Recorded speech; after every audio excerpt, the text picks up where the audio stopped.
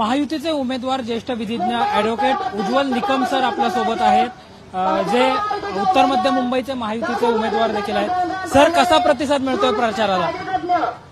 अभूतपूर्व प्रतिसाद आहे. लोकांच्या मनात एक उत्सुकता आहे की आतापर्यंत लोकांनी मला चॅनलच्या माध्यमातून, वृत्तपत्राच्या माध्यमातून बघितलेला आहे, परंतु हा पहिला प्रसंग असा आहे की जिथे मी निवडणुकीच्या रिंगणात उतरलो आहे. त्यामुळे लोकांना हे जाणून घ्यायचं आहे की मी काय करणार, राजकारणात का आलो, आणि माझी त्यांना उत्तर झाल्यानंतर त्यांना पूर्ण समाज. सर, तुमचं उत्तर मध्य मुंबईसाठीचं विजन काय? सर, तुमचं उत्तर मध्य मुंबईसाठीचं विजन काय?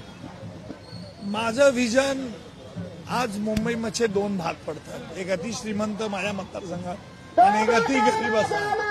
विशेषतः जिथे विमानतळाच्या शेजारी झोपडपट्टीचा प्रश्न असेल किंवा ट्रॅफिकचं कंजेशन काही ठिकाणी आहे, आणि तिसरी महत्वाची म्हणजे रेल्वेची प्रॉपर्टीवरचा काही प्रश्न आहे.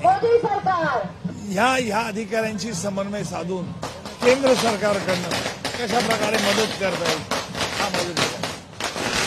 सर, अनेक वर्ष तुम्ही वकिली क्षेत्रामध्ये होतात आणि अचानक आता राजकारणामध्ये येण्याचा निर्णय का घेतला?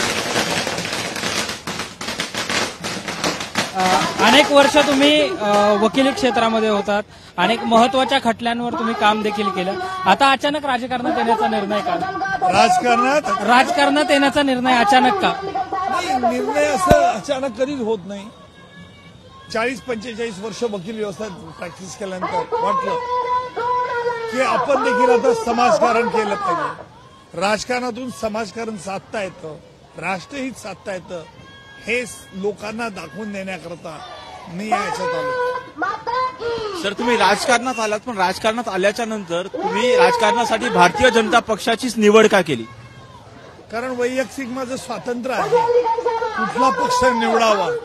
मला ज्या पक्षाची आयडिओलॉजी चांगली वाटली, ज्या पक्षाची ध्येय धोरणं चांगली वाटली, असं भाजप पक्ष आणि पंतप्रधान नरेंद्र मोदीजी यांनी भारताचं एक आगळं स्थान जगाच्या पाठीवरती निर्माण केलंय. मोदीजींना आज विश्वगुरू मानण्या इतकं अनेक देश तयार आहे. त्याच्यामुळे मी या क्षेत्रात भाजपचं हे केलं. सर, अगदी एक शेवटचा प्रश्न की आता 5व्या टप्प्यासाठी मतदान होत आहे. 4 टप्प्यामध्ये जर आपण पाहिलं तर देशामध्ये सर्वात कमी मतदान महाराष्ट्रामध्ये झालं, त्यामुळे मतदारांना काय आवाहन करा? ही गोष्ट खरी आहे की 2-3 दिवस सलग सुट्टी आहे. मतदारांना माझं एवढंच आव्हान आहे की मतदान करणं हे पवित्र कार्य आहे. कृपया या दिवशी 20 मेला मतदान केलं तर आपल्याला लोकशाहीबद्दल बोलता येण्याचा अधिकार आहे. आपण जर मतदान केलं नाही तर हा तसा तो तसा असं म्हणण्याचा नैतिक अधिकार नाही.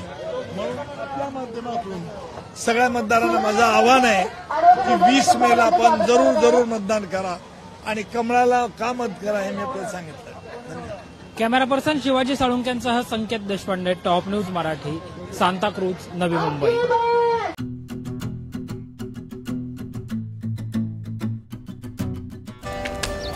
Come on guys, hurry up.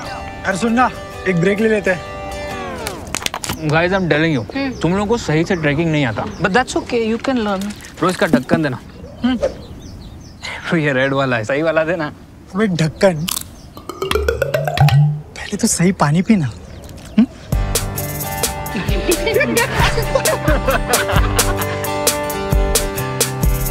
Manikchand Oxyrich, proudly Indian.